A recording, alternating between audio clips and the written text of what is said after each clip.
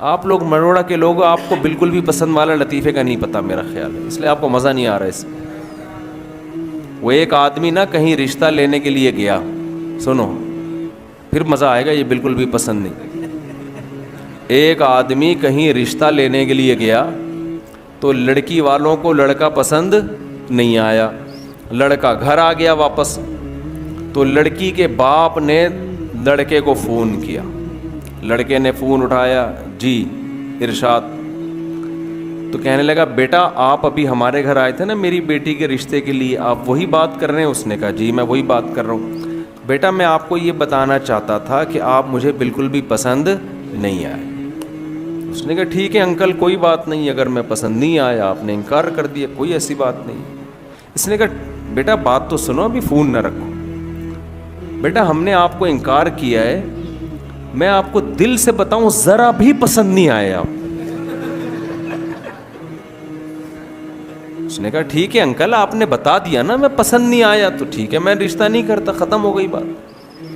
بیٹا ایک میں فون نہیں رکھنا. ابھی ایک بات سنو، دیکھو کہیں سے تھوڑا سا بندہ پسند آتا ہے نا، کوئی پرسنالٹی پسند آتی ہے، کسی کے بات چیت کا اسٹائل، کسی کا خاندان، کسی کا پیسہ، کچھ بھی پسند نہیں آیا ہمیں آپ.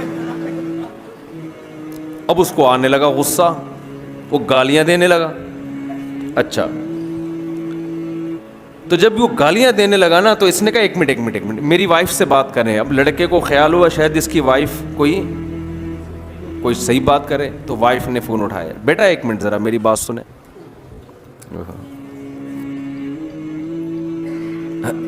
چلیں جی. تو لڑکے کی تو اس کی جو ماں جو صاحب کی بیوی ہے نا اس نے فون کیا. جی انٹی کیا کہنا چاہتی ہیں؟ دیکھو بیٹا مسئلہ یہ ہے کہ آپ مجھے بھی بالکل پسند نہیں آئے.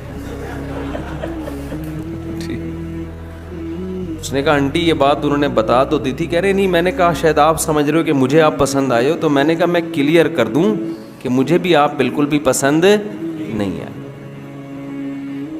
تو انٹی پھر کیا کروں؟ کہہ رہے کہیں سے کچھ بندہ سمجھ میں آتا ہے نا. اچھا چلو میری بیٹی سے بات کرو. وہ خوش ہو گیا شاید یہ کچھ کرے.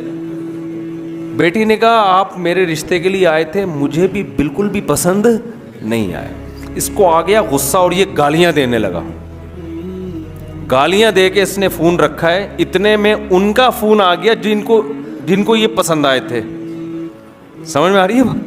کہیں اور بھی پیغام بھیجا تھا ان کی طرف سے، ہاں والے کا فون آ گیا.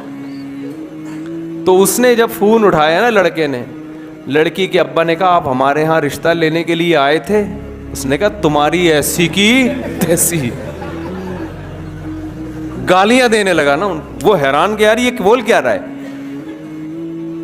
کہہ رہے بیٹا بات تو سنو. کہہ رہے نہیں سنتا میں تمہاری بات. گالیاں دینے لگا.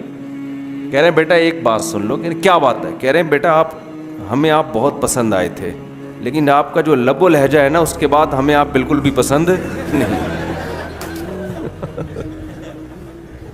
اب آپ ہمیں بالکل بھی پسند نہیں. تو شعیب علیہ الصلاۃ والسلام کی نماز ان کی قوم کو بالکل بھی پسند، شعیب علیہ السلام کی نماز پسند تھی، روزہ پسند تھا. شعیب علیہ السلام کی نصیحت ان قوم کو بالکل بھی پسند نہیں تھی کہ آپ یہ کیوں کہتے ہو کہ کاروبار ایسے کرو ایسے نہ کرو. ہمارے حضرت مفتی رشید احمد صاحب رحمہ اللہ تعالی جو تھے وہ بھابھی کو پردے پہ بڑا زور دیتے تھے کہ بھابھی دیور سے پردہ کرے. ہے نا اسلام میں سالی بہنوئی سے پردہ. جب شادی ہوتی ہے آپ کی کسی خاندان میں تو وہ لڑکی تو آپ کی محرم بن جاتی ہے، اس کے علاوہ اس کا کوئی، اس کے والد بھی آپ کے سسر اور اس کی ماں بھی آپ کی ساس، اس کے علاوہ میرے بھائی کوئی محرم والا رشتہ آپ کا اس کے ساتھ قائم نہیں ہوتا. گھروں میں پردہ ختم ہو گیا. آپ سے کوئی پیسے بڑھانے کی بات کرے آپ کان لگا کے سنو گے کیا کہہ رہے ہیں. کوئی آ کے بتائے نا ایک نیا بزنس آیا ہے، کان لگا کے سنو گے. کوئی آپ سے کہے یار تمہارے گھر میں پردے کا نظام نہیں ہے، یہ غلط ہے، اللہ ناراض ہوتا ہے، کیسے آدمی دھتکارتا ہے. ابے کوئی اور بات کر یار، یہ کیا ٹاپک لے کے بیٹھ گیا یار، یہ تو مولویوں کی باتیں، تو ادھر سے کیا فضول باتیں کر رہے ہیں. ہوتا ہے کہ نہیں ہوتا؟ آپ کو یہ باتیں بالکل بھی پسند نہیں ہیں، لیکن اللہ کو یہی باتیں، اللہ کو سب سے پہلے یہ دیکھنا ہے میرا کون کتنا ہے، میں نے کھلایا، میں نے پیدا کیا، میرے حکام کو کیوں نہیں مانتے؟